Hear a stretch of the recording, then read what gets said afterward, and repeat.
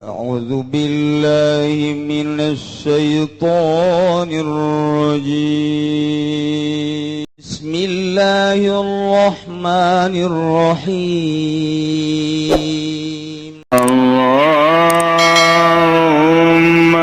صل على سيدنا محمد وعلى آل سيدنا محمد. Tinggal gitu hungkul. Dantaran atuh sapira bangke banyak dimumule di babagus ulah kecuali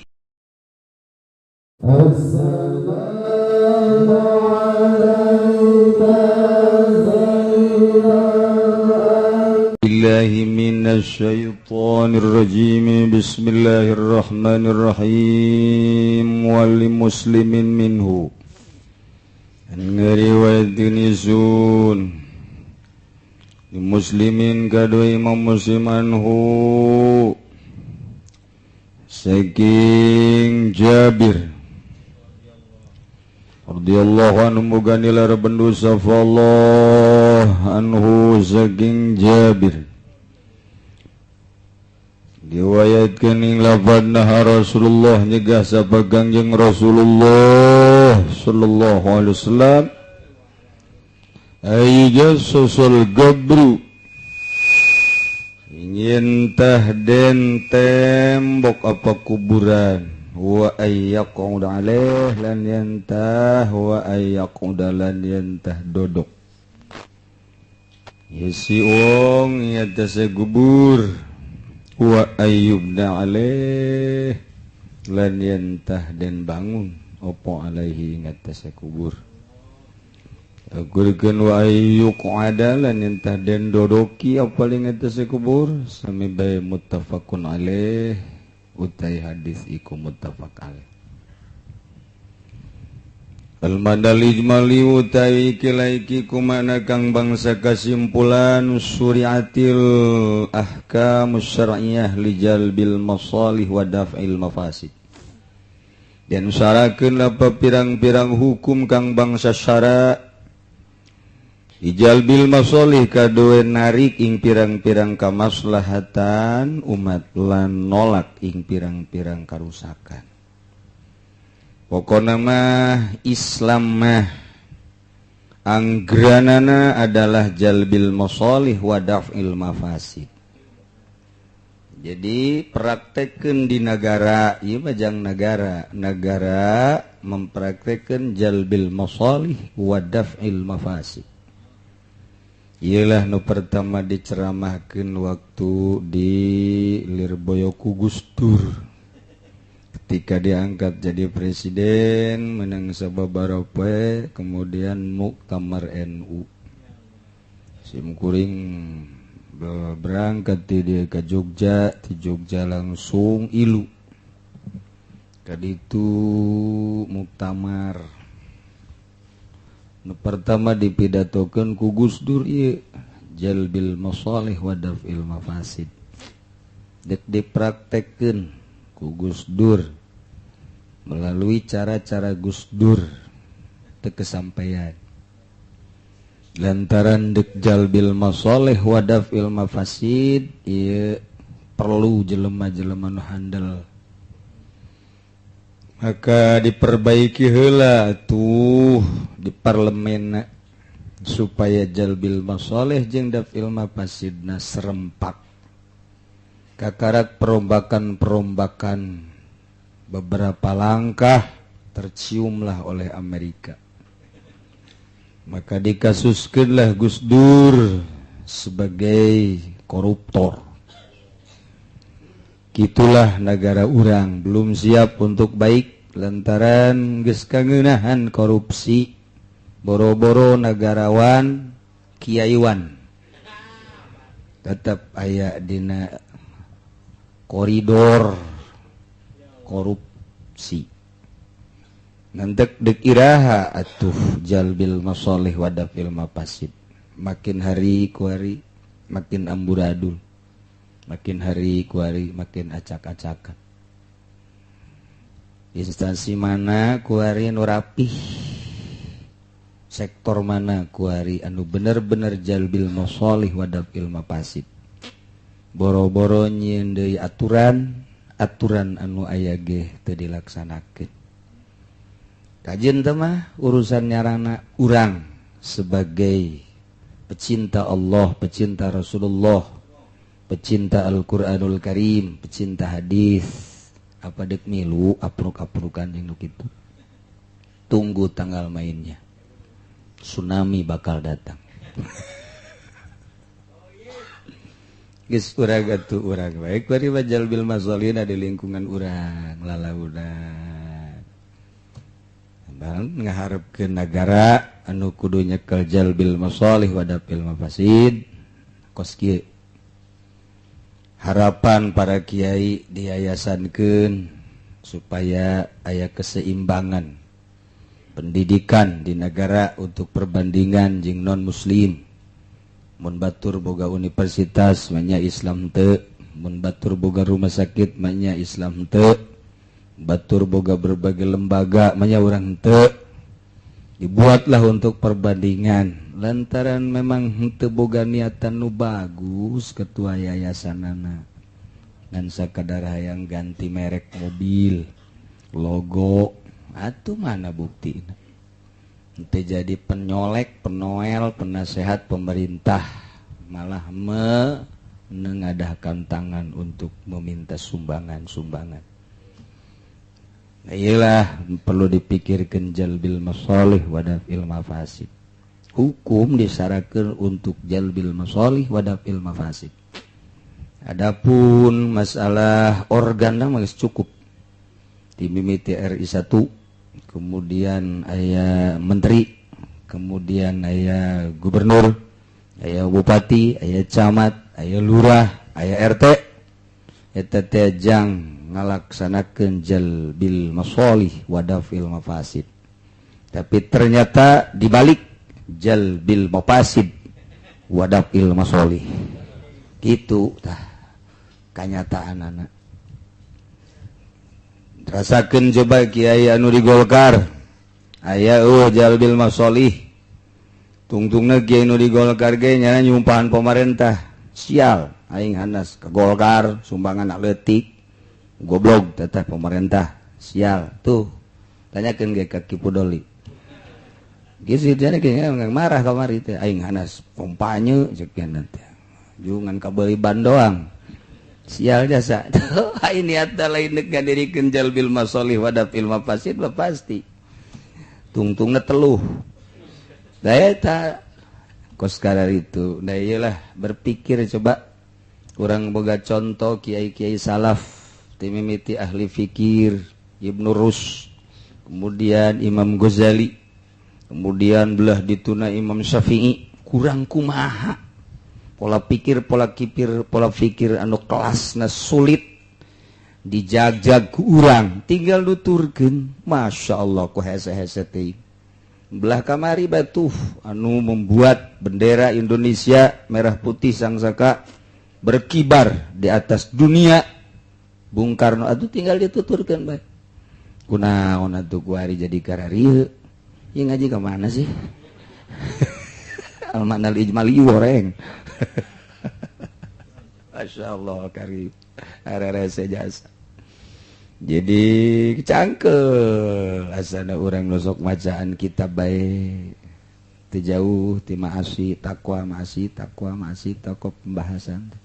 Ternyata ngarealisasikeunana secara nasional sulit anu luar biasa. Sebab organ-organna na ieu bener. Jadi error kabeh organna geus informasina ge error. Jadi itu kudu diganti HP-na jadi BlackBerry supaya aya gambar cangcutan. Sawaun kanat bi anfusiha aw bi tibariha. Kupada utawi ta'ala. Ya masalah ikut tetep kalau pirang-pirang zat ahkam aw bi tibari mah. Atau kalau itibar barang tu adik kang dekani ahkam ilaihi maring ma faqad pasal jahlu fil mamisadaqah teman masyhur apa bodoh yang dalam pirang-pirang umat kang geus dingin hatta dahum zalik malah nekani hum ing umam apa zalika mangkono jahlu nu baraheula jelas bodoh kadeuleu kanyahoan ku urang kuari kabaca macaan sejarah umat-umat nu baraheula bodona luar biasa ila tikhadhi ma bunya maring andadakeun barang kang den adegakeun ya ma li zikra kadue pitutur ila ibadatil ausan kadue eling maring ngibadahan pirang-pirang patung bodoh amat sih nu baheula kudu ngibadahan patung arca batu kayu kunaon atuh jol rasul diutus wah tengkar heula tiba heula lagi kuari jol pemerintah didampingi ku para non muslim iyalah munkarat nu luar biasa jol bae Gus Dur jol bae kuari Mui jol depag ngejejes kabeh eueuh we anu bisa ngibarkeun bendera Al-Qur'anul Karim dari perlu pemikiran orang coba menuju Allah tanpa aya pengendali lain lamun kos kitu kabeh serempak di Indonesia gimbir kabeh kulantaran urang mah aya kadua bae pengendalina lain Allah kepentingan akibatna agama ngejejes teu kusaha iyalah perlu bangkit urang nu sapopoe maca Quran ulah haju disinggung ku Quran disinggung urang ku Quran asa kasinggung urang ku Quran titah jujur henteu titah adil henteu titah ulah ngeridit nah daripada Quran ngababukan aing mending ulah maca Quran henteu betung kunaon kiai gembong lah kunaon atuh ngababukan aing henteu geus aja tilok baca Quran kiai na ge atuh kiai da tilok baca Quran atuh komun sajen paling dimusabaqahkeun naon teh penggerak musabaqah teh tinggal ditanyakeun bae coba ka juri-jurina naon eta nu ngagerakeunana apa bakal bagus bahya syari'u maka utawi panaha syari'u maka juga sebab syari' min tajsisil kubur wal binai 'alaiha saking nembok kubur lan ngabangun alai ngatasé kubur wa tazini lan mapese kubur ulah ngan diatur ku pikih lamun di tanah wakaf haram lamun di tanah orang pribadi sakadar makruh tinggal gitu hungkul dantaran atuh sapira bangke manya dimumule di babagus ulah kecuali ngabogaan keistimewaan tersendiri aya syiar ketika kurang dibangun lain deui eta mah wabadis satir lan nele hordeng nelehakeun kang nutupi ane hordeng alih ngatos kubur ulah tetekos gitu kecuali aya syiar-syiar anu urang bakal nuturkeun ketika dikitukeun teh haju urang nanya kuburan saha kuburan kiai anu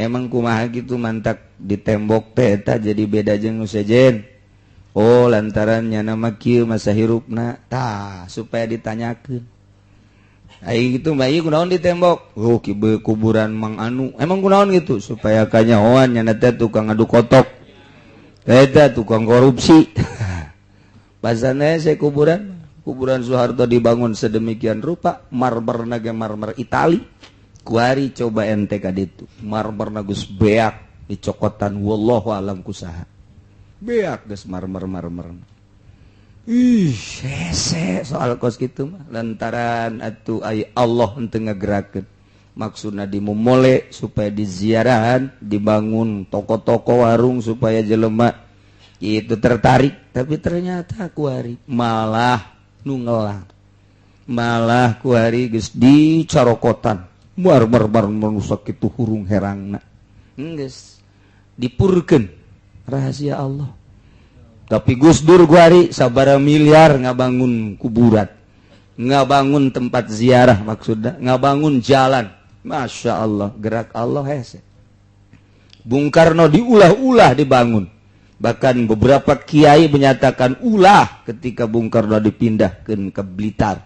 Tapi aya satu keputusan kiai di Jawa Barat, Jawa Tengah, jeung Jawa Timur pindahkan. Ternyata diulah-ulah di ziarahan brul-brulan, aya rahasiahan. Teu bisa kajen ku kumaha ge dihayu-hayu ge Soekarno embung-embung bae. Diulah-ulah Bung Karno ambalayah nu zarah. Kiai nu ngaulah ge milu zarah. Kuari adu kamari anti Gus Dur zarah bae ka Gus Dur. Nu kamari kiai buta kuari mah malah pemimpin zarah. Ya lumayan meureun sabeus aya sakitu eusina, sakitu meureun kauntunganana pan bloon eta. Aya teh jelema di dieu. Ulah sambaraga, Masya Allah, hese. Aya nu minat zarah ka Soeharto eueuh. Naon sebabna besi tepa? Mun tepa atuh kadas kudis kurap bahaya.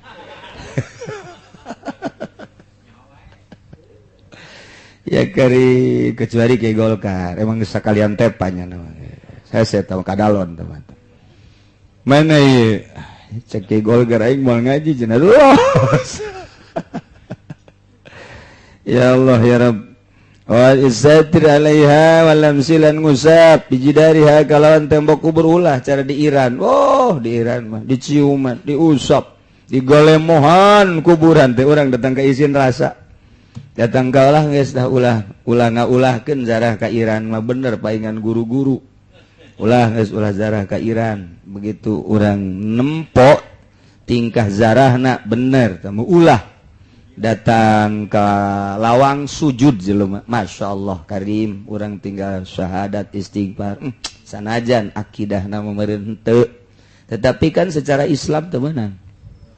Datang ke kuburan Sayyidina Husain Sayyidina Ali, alah nu ngagalemohan nu ceurik, Masya Allah karim.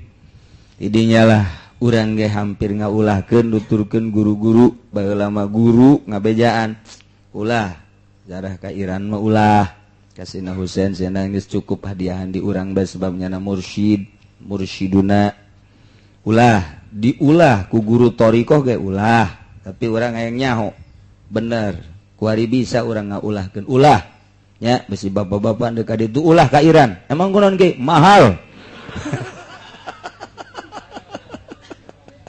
Aduh Gusti Allah agung.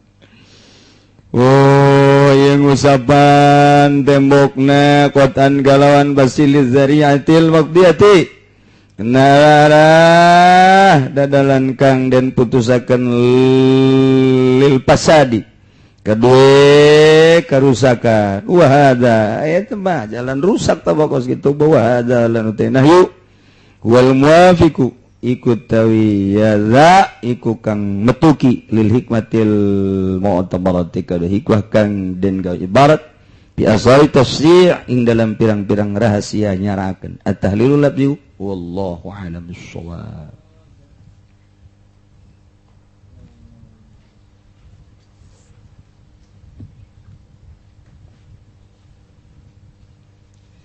A'udzu billahi minasy syaithanir rajim. Bismillahirrahmanirrahim. Lalakon hayang jadi wali, ai hayang memenang. Ngan dibere jeung teu diberena lain urusan urang. Boro-boro jadi wali hayang sugih ge atuh hese. Yang jadi kiai hese sarua bae lah cenah tinggal beli jubah bae jeung sorban atuh los sadit emang bisa ku jubah jadi kiai atuh tah mangaran aya tokoan burung kiai asal make jubah bae kiai eta burung toko jubah toko kiai berarti. Ya Allah ya Rabbi. Nah urang kuarima meniti jalan menuju ridho Allah melalui suluk hayang jadi jelema pilihan Allah sebab melalui jelema pilihan Allah lah agama bakal rapih bakal beres melalui jalan pilihan Allah orang-orang terpilihlah negara bakal rapi, bakal aman. Ketika dicekel ku jelema sambarangan, dicekel ku jelema amburadul, sanajan Quran nu didengungkeun, hadis nu didengungkeun, tetep bae manusia bakal acak-acakan, negara bakal riweuh. Kitu bae kajen ku kumaha ge. Sebab pendorongna kepentingan-kepentingan. Lain hiji Allah. Lamun urang neule berbagai kepentingan, nu ieu ka dieu kepentingan, nu itu ka ditu kepentingan. Qur'anna hiji-hiji kedeh tapi nyana jeung nyana ge bentrok. Komo deui atuh ejing anu di luar make Qur'an. Nanu mantak ieu lah hiji-hijina jalan rapihna tatanan agama, tatanan manusia. Maslahatkeun Islam di jerona kudu make ruhul Islam. Lamun Islam ngan sakadar Islam doang bakalna okos momonon, okos singsieun nu aya di sawah, okos nu di Tangerang teh aya patung, di pakaian baju kokoh, di pakaian samping atlas, make sorban, di luhurna kopiah mancrit jasa. Kula liwat kadenya sial jasa aing kasinggung ku sia. Eta tah nu kos kitu rohan teh kos kitu teh. Supaya menarik, supaya Habib Rozak meuli. Waduh eta ngan irung nu beda. Irung patung itu memancung. Pantes nya make baju eta, make samping eta, make sorbanna disolendangkeun, aju make kopiahna jeung urang kaasep bener coba pake ku sia. Atuh irung ke mana, kulit ke mana. Tuh negro atuh urang. Tapi nu jelas wae eta teh eueuh rohan kos kitu teh. Islam lamun eueuh ruhanian. Atuh beda naon bedana jeung nu kos kitu. Dipoles sakitu rapihna. Jadi deungdeuleun mata doang. Paling nu sieunneun manuk. Koprek-koprek cak manuk. Aya sing-sieun. Asal cicing datang deui teh manuk. Beak ujian pare koneng tinggal koneng, beak ku manuk peking, beak ku manuk meninin, lantaran nyana ge nyaweun eta mah kos kitu bebegig, kos kitu mah singsieun, eueuh nanaonan manuk ge ngalawan. Ta ieu teh Islam lamun eueuh ruhanian kos kitu. Untuk menata ruhanina ieu dibutuhkeun warid. Nomor kahiji waridul intibah, efekna bakal ngaleungitkeun naumul batalah wa taksir. Kuari mah henteu lalawara ibadah teh. Tepikeun ka halil jiddi wa tasmir. Tambah deui ku Gusti Allah waridul yaqzah, efekna engke ngaleungitkeun naumil goplah ila hali zikir daim, kuari hayang bae zikir teh. Jadi geus bisa terkendali galbu. Geus ka Allah baik kuari mazikir. Geus melalui zikir jahar, lewat zikir jahar, zikir khofi. Lewat zikir khofi geus kana zikir napas. Nikmat ditambah deui ku Gusti Allah waridus sair. Cahaya sair datang. Nah ieulah efekna engke lamun geus kasorot ku waridus sair, ieu bakal tajarrud tina alaik, tina gangguan-gangguan, menuju kana anwarul haqaiq. Lamun geus lewat eta, datanglah wisol, waridul wisol. Lamun geus kasorot ku waridul wisol, fayakhruju min sijnil akwan ila syuhudil mukawwid. Keluarlah tina penjara maujudat mungkinat kana neuleuh nyaksian zat Gusti Allah anu ngawujudkeun dunia. Nu kadeuleu kabeh dunia teh Allah. Urang bisa ngomongna doang. Tapi urang mah punya gangguan. Kuari kieu. Kunaon sih nu mantak henteu gegeran ka masjid. Ieu mobil encan dikumbah. Ke ngumbah mobil heula. mobil adalah dunia. Urang teu ka masjid gegeraan salat asar atawa salat maghrib urang teh katungkul ku ngubah mobil. Berarti mobil ieu jadi gangguan ka urang. Haju mobil nuku urang digosokan, dikumbah, dimumule nu ngaganggu kana salat urang. Geus mah teu berjamaah, salat di imah gegeraan teu khusyuk lantaran inget mobil barang tas dikumbah teh kerotna kudu diganti. Haju ditumpakanana sublekerna ieu geus rada kurang nyoy-nyoyan. Kitu kan Pud? Perlu diganti kan? Aduh, kamari ku budak deui rada ngagesrek saeutik. Kudu dikabengkelkeun cetna. Aduh, ampun. Barang dideuleu belah katuhu sen pepes. Aduh, inden heula deui. Jahayang nu asli. Embung anu tiruan. Ya Allah, ya Rabbi. Salat tinggalin deui, cuman mobil Fortuner doang. Fortuner kan Pud? Merekna nu kuari. Geus leupas.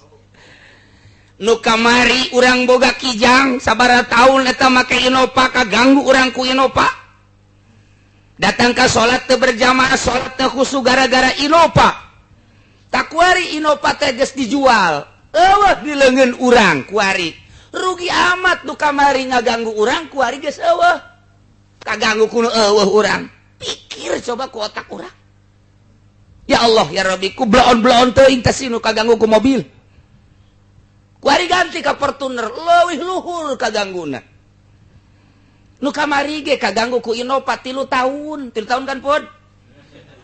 Kaganggu urang teh tah ku Innova teh. Waduh, geus macam eta rugi amat tinggal Innova yang serikeun urang. Disisieun urang aya setan. Cek Innova teh tuh sia teh salat berjamaah 3 tahun dina salat dageh kapan teu khusyuk. Siapan nginget-nginget aing kuari aing geus leuwih pindah ti leungeun sia. Nanaonan atuh sia kunaon atuh kaganggu ku aing tinggal cak iblis ganti maningan ge kuari mah tina Innova kana Fortuner. Kuari geus aya bubulanan Fortunerna ganti deui jaimkan urang mah duit ngocor bae maningan meuli nu leuwih luhur tibatan Fortuner. Naon coba nu keur dihayalkeun kuari? Atuh macem-macem. Aya nu hayang Lexus, aya nu Alphard, aya anu hayang gitu Mercy, atuh macem-macem bae eta mah. Ngaganggu leuwih berat deui. Alaik ieu nu kos kitu ngaranna. Isin urang lamun urang teh dikiaikeun ku batur horenganan hate pinuh ku Innova jeung Fortuner. Isin urang dikiaikeun ku batur ternyata di hate urang teh lain aya Allahan horenganan jabatan jeung keagungan. Isin urang dikiaikeun ku batur bakal di mama ku batur mah bakal dibuya-buya. Horenganan di jero nama aya hayang dimulyakeun, dimumule, diagung-agung, teu ditanya bae ngajang hilek urang. Goblok teu budak teu nyahoeun aing kiai meureun. Weuh, budak aing liwat ge ku sia teu ditanya. Hayang nama, yai mana ka yai? Hayangna kos kitu. Sakalina ditanya, "Mang, ka mana Mang?" Goblok sia, aing disebut mamang sareng tukang toge. Yai atuh goblok. Kadanan sia ku buya maka aing. Ieu panyakit tu aya di jero hate. Ku batur badi kiai-kiai horeng di jero ada pajakit. Jauh ka wusul ilallah nu kos kitu. Ta encan aya waridus sair teh ketika geus aya waridus sair nyorot mah teu hese horenganan. Teu di kampung, teu di kota. Teu nu pinter, teu nu bodoh. Ketika Allah mere waridus sair babarieun Allah mah. Budak sia kaganggu ku mobil. Cara aing teu boga mobil. Oh teu boga aing mah. Aja kurang emang mantap teu boga. Mahal. Kita beli. Sarua teu kos kitu mah. Ieu mah lain kitu. Teu hayang. Neuleung mobil, neuleung motor teh sarua jeung bangke. Geus teu hayang aing. Pokona kos kitu mah. Barang neuleung jahe, mantap amatnya.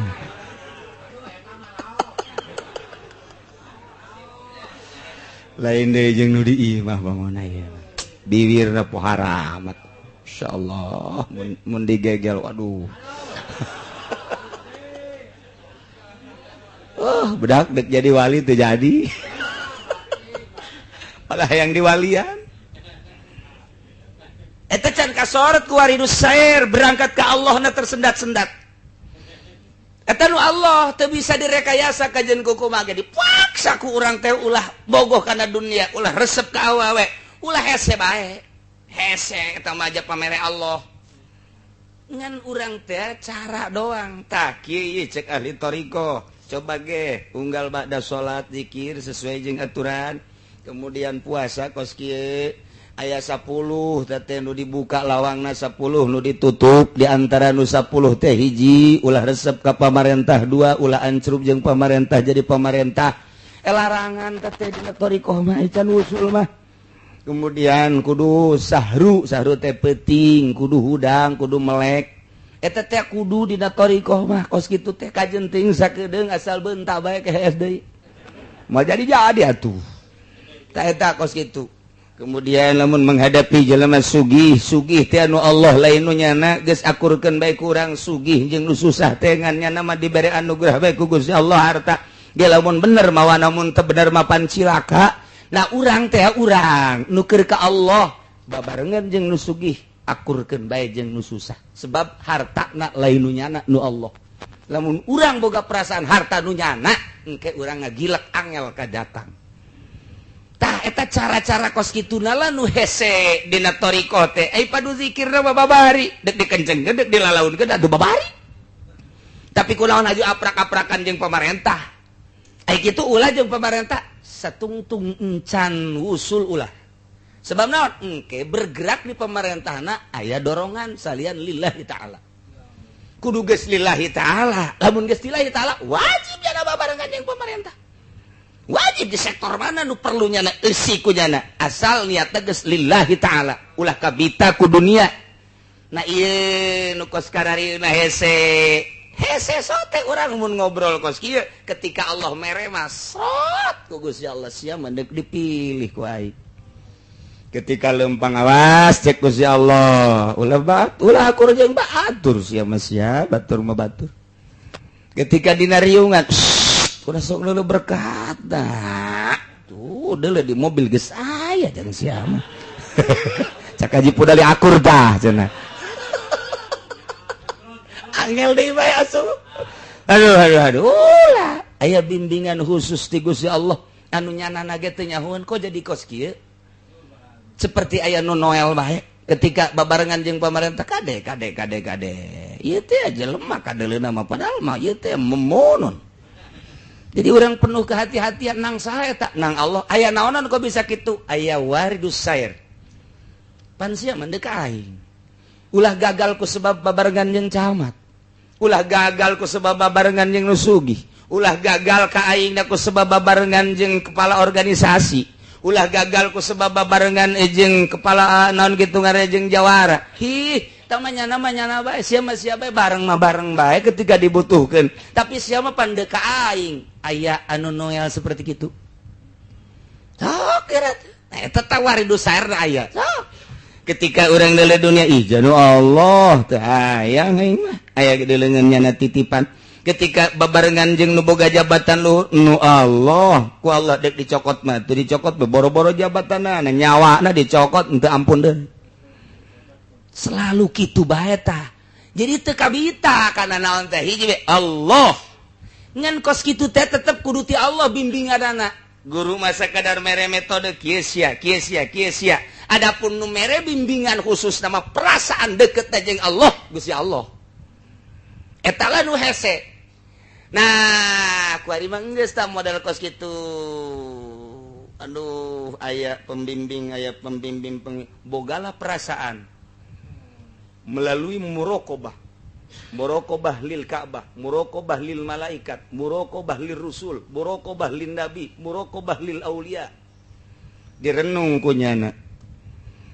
Lamun eta Kangjeng Nabi Ibrahim berangkat manehanana ka sisi gunung, kemudian ku Gusti Allah eta langit, eta bumi dibukakeun, apakah kahayang Kangjeng Nabi Ibrahim jalain? Tamaku Gusti Allah bae dibere anugerah. Oh, berarti Kangjeng Nabi Ibrahim nageh teu menghayal seperti eta.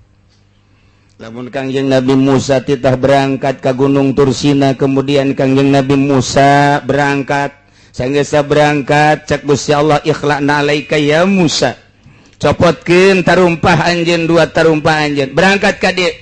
Ye, naon eta nu aya di leungeun anjeun? Wa matilka bi yaminika ya Musa.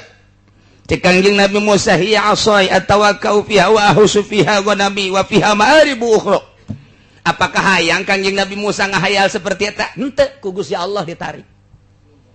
Ketika Kangjeng Nabi urang, kemudian Kangjeng Nabi urang didatangan ku malaikat Jibril jeung Mikail, dibelek Kangjeng Nabi teh, kemudian ditutup deh setelah diisi ku hikmah ilmu jeung sajabana, diberangkatkan melalui naik buruk sampai ke Masjidil Aqsa, ditaekeun ka Sidratil Muntaha. Apakah menghayal Kangjeng Nabi seperti eta? Henteu, berarti ku Gusti Allah.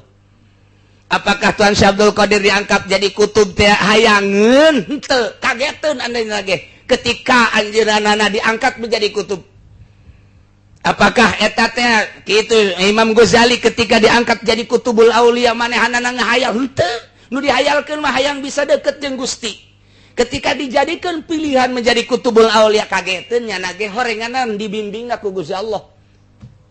Atuh kitu kene urang.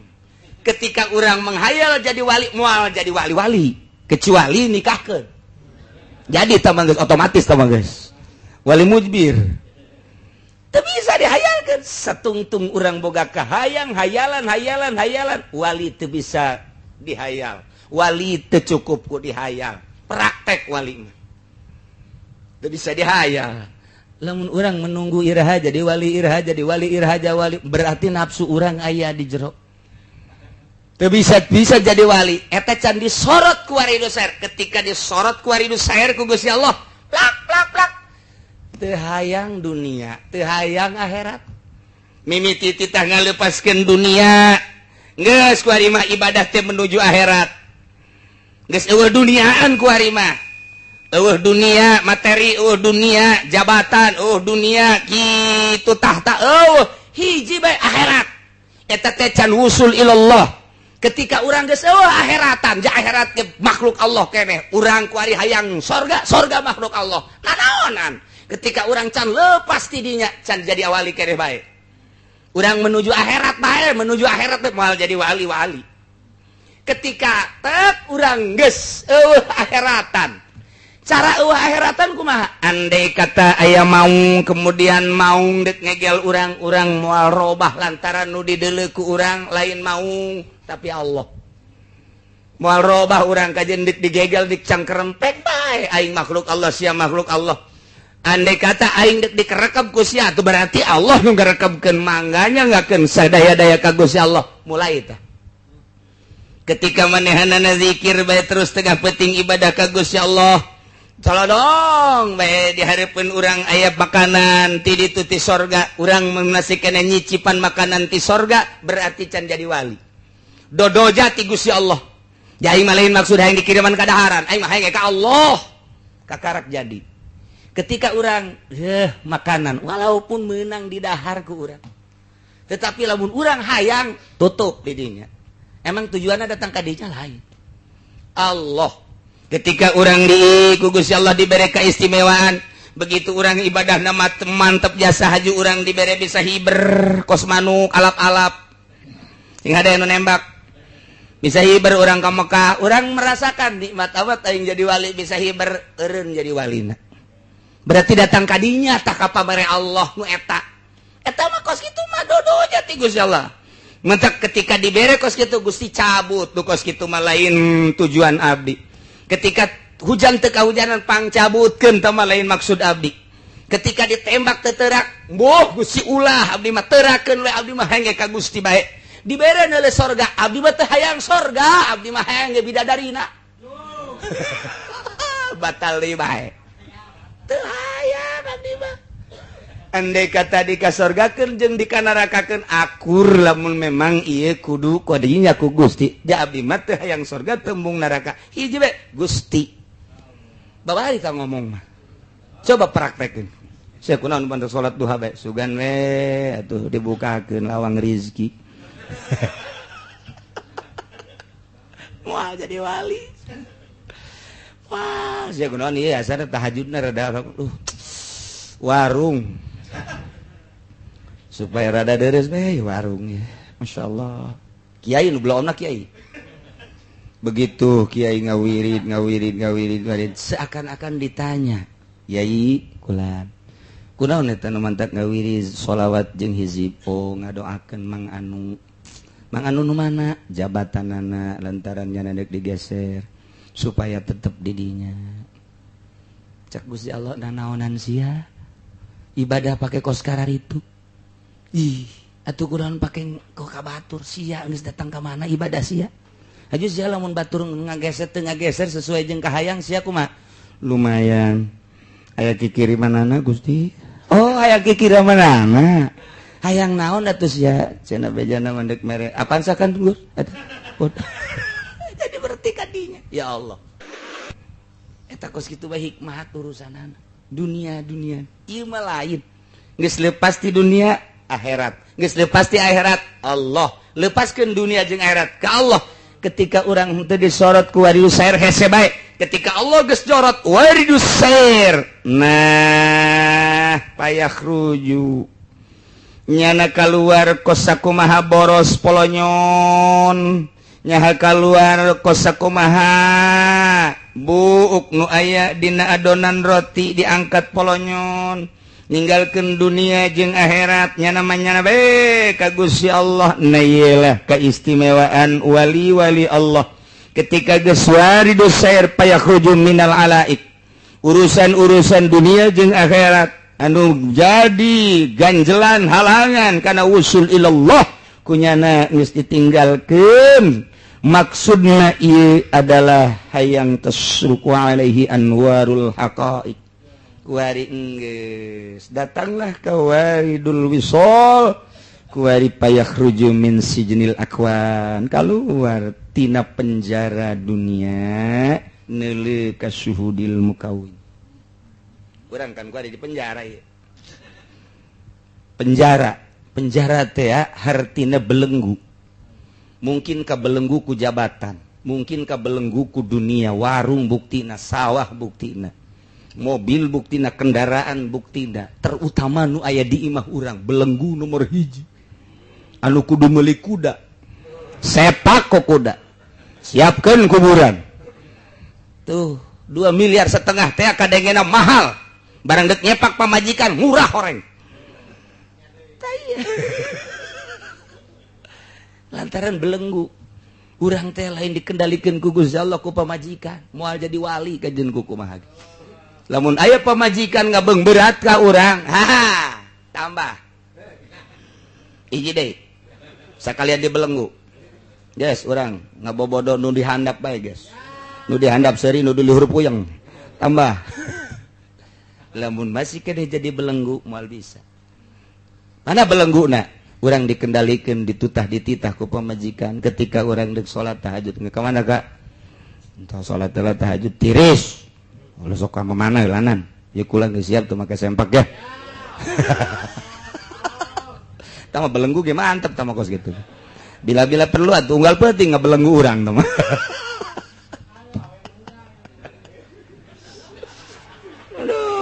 awet budak ya tuh lamun anu lain kolot bu kolot bab tereh kolot sarua teh belenggu urang aduh pamajikan jadi urang teh didoktrin ku pamajikan moal jadi wali kudu bebas urang kabebasan urang sakumaha nu dicaritakeun ku Kangjeng Nabi kumaha Kangjeng Nabi ngajelaskeunana taruhu tagdu bitonan tagdu kitu himason wataruhu bitonan manuk berangkat isuk-isuk lapar balik buncir nyawa sia buncir eta buncir tah bahasa Inggris tah buncir tah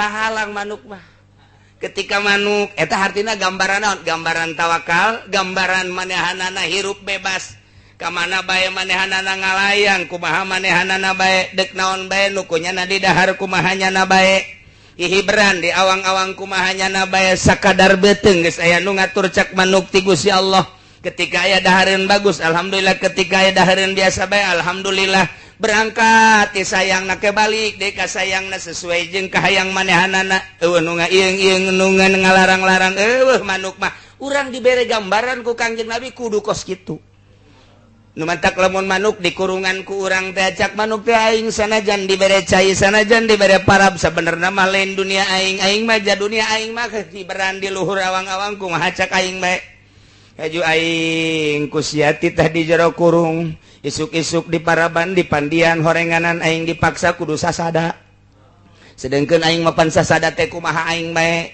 ai prakusia ku aing sekusia teh aing teh diketrekan bae titah sasada ketika aing sasada sia seserian padahal mah aing teh kapaksa kusia ketika aing teh sasadapan kusia digeber-geber aing aju diganti pan parabna ge supaya sasada taing teh embung hirup kos kitu manuk teh kos kitu nah urang hirup teh kuari dibelenggu percis kos manuk di jero kurung cek pemajikan belikeun anu cek pemajikan anu cek pemajikan anu cek jabatan yeuh urang anukeun cek anu atuh naon bedana jeung manuk di jero kurung moal jadi wali mah tagnuhi mason wa taruhu bitona kumahanya nabae ngalayang ka mana-mana nu di dahar kumahanya nabae nu mandak wali mah kumahanya nabae teu bisa diatur-atur penting berangkat bae beurang hees bae nya mah atuh lain wali kos kitu mah hees bae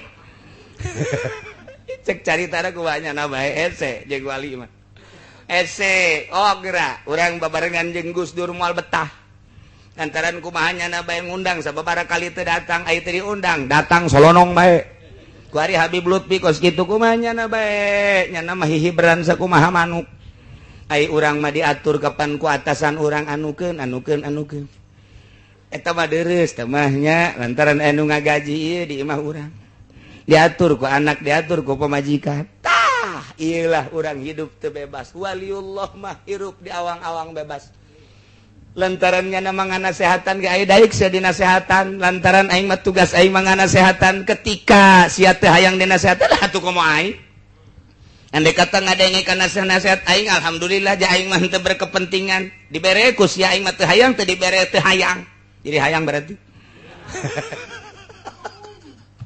teu aya harapan kos kitu nya nasihat bae peurih peueur sabodo sia ngan aing mah tugas aing dibereda kos kieu wali mah kos kitu hese diutar diatur ya nama diatur ku jelema moal bisa naon lantaran asa terbelenggu ketika terbelenggu engke ibadah na maur nya nama kumahanya na bae ya aya jelema perlu ditanya tanya jan ini tanya bae berarti aya jelema awe deui tanya deui ieu mah rangda kolot berarti ketika aya rangda ngora tanya beres seuri mah tanyakeun alamatna di mana nomor SMS-na coba HP-na nomor sabaraha. Iya wali kabalingar mah kos kitu mah. Iyalah ke dunia wali. Jadi keluar tina belenggu alaik ngaranna. Ya nama ngobrol jeung sahabat akur bae. Berhadapan jeung akur bae. Lantaran teu hayang dibere teu hayang diagung-agung. Allah dibere sakitu teh dibere sakitu dideuketan sakitu dijauhan sakitu nya mah sebab keur senang jeung Allah masyarakat ngabutuhkeun sakitu masyarakat teu ngabutuhkeun sakitu nu dibutuhkeun ku nyana Allah ketika masyarakat amburadul iya tuh eta mah jan Allah tugas aing mah sakara mapatahan doang ketika disiksa atuh nu Allah ieu makhluk nu Allah siksa nu Allah nu nyiksa Allah nyangakeun sadaya-daya ka Allah beres geus nikmat jasa hirup geus datang kadinya deuh zikir sakali ngabanding jeung dunia jeung eusina nu mantak nu zikir ribuan dibandingkeun jeung zikirnya na hiji beratan zikirnya na hiji nu ribuan mah dedeleuana kacau koneng nya mah hiji Allah ieu nu kos kieu ngaranna tanggeus datang kana rakaatun sarakaat jelema ibadah tinu kos kitu ngaleuwihan 1000 rakaat zikir hiji ngaleuwihan 1000 zikir tinu sejen lantaran nyanana geus teu berkepentingan hiji be di jero mata di jero ceuli di jero irung di jero sungut di leungeun di suku di beuteung di kolbu hiji Allah kumaha parentah Allah bae jadi nyana geus keluar ku ari mah min sijnil akwan tina penjara dunia. Kajen teuing nyana di penjara zahir ieu lantaran batin mah jeung Allah kos Kangjeng Nabi Yusuf. Kajen teuing nyana di beuleum zahir ieu jabatin mah jeung Gusti Allah cara Kangjeng Nabi Ibrahim. Kajen teuing diasupkeun ka laut zahir ieu jabatin mah jeung Allah cara Kangjeng Nabi Yunus. Kajen teuing dibalikeun kajen teuing kitu non dikerem tambah zahir ieu cara Kangjeng Nabi Nuh tetangga jeung Gusti Allah mantep masalah jasa eta lamun geus sirup kos kitu kakarak henteu terbelenggu keluar tina penjara ku ari mah geus neuleuna Allah atainu Allah mata mah hak mutlak ku Allah bae dek dipanaskeun ku Allah dek dihujankeun ku Allah dek dikerem ku Allah dek dieuweukeun ku Allah nyanggakeun sadaya-daya janu Allah ieu jadi geus patalina naon wah geus lamun hirup geus kos kitu masyaallah geus nikmat jasa eta mah nu kos kitu mah geus salat da di mana bae jadi teu kudu di masjid teu kudu di mushola teu kudu di imah lantaran nyana geus berpikiran kabeh kadeuleu ku Allah di tanah mana bae nu teu kadeuleu ku Allah nu teu kadenge ku Allah nu lain digerakkeun ku Allah gerak Allah dadamelan Allah di mana bae asa jeung Allah geus bedanya nama beurang jeung peuting masjid jeung mushola jeung imah jeung lapangan akur bae teu pernah neuleun nilai-nilai masjid nama kos kitu nah tak di dieu lah anu osok di kitu caritakeun ninggalkeun syariat pandanganna geus leuwih tajam ka jero naon hartina masjid aya di jero masjid ngan saukur carita dunia naon hartina salat aya salat dengan saukur di jero hatena ieu pabaliut urusan dunia naon artina halqah zikir lamun di jero hatena urusan kang pangkatan dunia dan dunia nu mantak nya nama yang serikeun ka kiai nu sok kundasa kondisi mulai deui kita kaji pudoli deui atuna naonan lain ngan ridho Allah endahan dikendalikeun ku batur sabaraha sih dibayarna sabaraha sih diberena isin amat engke lamun urang disidang di hareupeun Allah maneh waktu eta maca sholawat waktu eta zikiran maksudna hayang naon sih eta dikondisikeun saha sih nu ngondisikeunana aju dibere sabaraha sih naonan atuh sia paranti ka aing dipake ka makhluk isin sia kajen kumaha ge ieu nya serikeun ngan teu bisa nyarita teu meunang sakadar isyarah ku kicu sakadar isyarah ku senyum salah teu meunang ngomong mah lain dieu nang keur ngaji sebab eta urusanna hakikat. Jadi lamun urusan hakikat teu meunang dizahirkeun kudu make isyarah cukup bae senyum sabelah cukup bae senyum sabelah itu berarti luar biasa eta itu geus bae di anu cenah keur zikiran naon zikiran anu saha eta nu ngambiayaana sakarapeun Zaki cukup tah hehe teh cukup tah hehe teh cukup tah eta teh isyarah kudu nama jana berpikir kiai hehe naonnya kok kiai masih hehe kitu tah hayang dibere tah naon je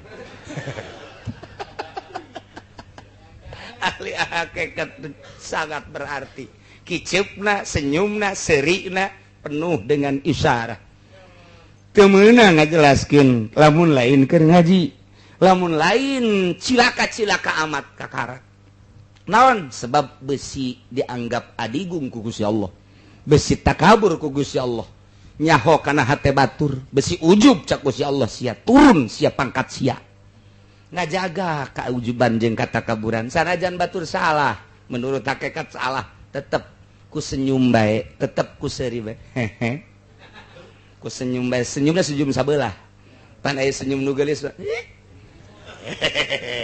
tapi senyum kanu kati mah sabelah we terus tah iyalah kiai anu cenah anu geus cukup sakitu ge pikiranin urang ngayelah kos kieu diisyarahan ku Syekh Athaillah keluar minal alaik na ieu teh aya waridul wisal payakhruju min sijil aqwan ila syuhudil mukawin wa qad asyara fil hikam panjang yang kadina hikamna aurada alikal warid wallahu a'lam.